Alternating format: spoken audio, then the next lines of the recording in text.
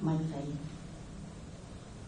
While I was at home, at work, one day a literature evangelist went inside our house and spoke with my husband. My husband knew that he was an Adventist. He said, please convince my wife to go back to church. I remember before we got married, she was an Adventist. But now that she is not an Adventist, she is unhappy and angry. Please let her go back to your faith. But my husband did not tell me about anything about the literature evangelist. That evening, I had a dream. In my dream, there was a big earthquake.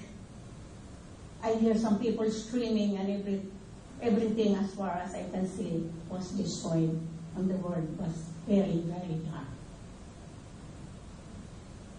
Suddenly, I saw Jesus coming down from heaven with many angels surrounding him. It was almost exactly as this picture that I had. Here it is. It's my dream. It's in my dream. I have never seen this picture before.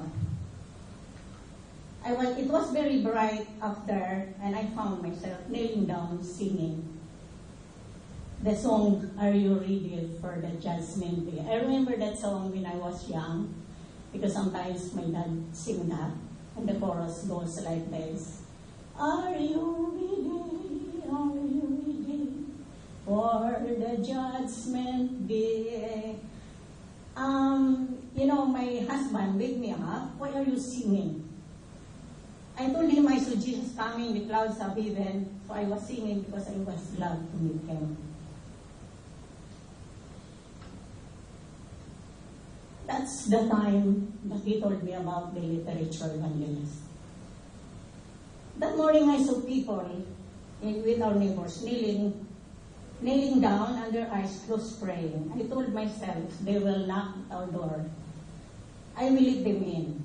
And he did come and had a long conversation about my dream. And he said that he's telling me.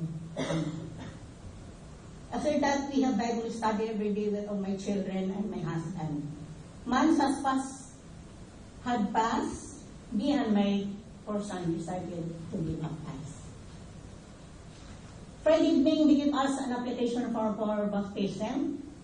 When we got home, my husband grabbed the papers and tore it into pieces and shouted, if you want to be an Adventist again, just by yourself, not our children. So I told him, let our kids decide. We were sitting at the living room, and our kids was there, all of them, and we two here. And I told my husband, the kid that will come to you will not be baptized, but the kid that will come to me will be baptized. My husband, surprised, all my kids decided to come to me.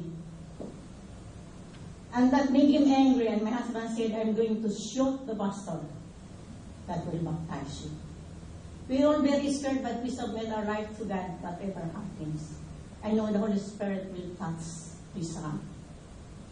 I prayed all night. Early in the morning, we got up and get ready to church and start praying. We got baptized, if you know, Pastor Patrocinio Gonzalez, way back in May 5, 1968.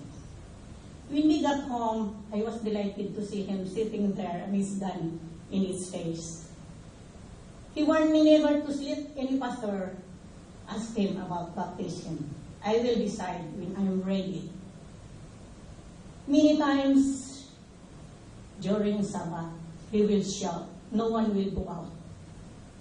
No one will go to church. But I told my kids, we will go whatever happens. For many years, he did not decide. Until one Sabbath, I was very sick. And he went to church by himself. When we got home, he said, guess what? I decided. So I praised God and said, thank you, Lord, for being so kind.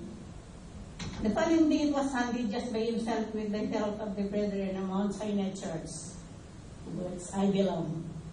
He was baptized. After 35 long years of waiting for him to decide, my husband passed 3 years ago. And I'm sure we will meet him in heaven personally. Matthew 24:13 says, "He that endureth unto the end shall be saved."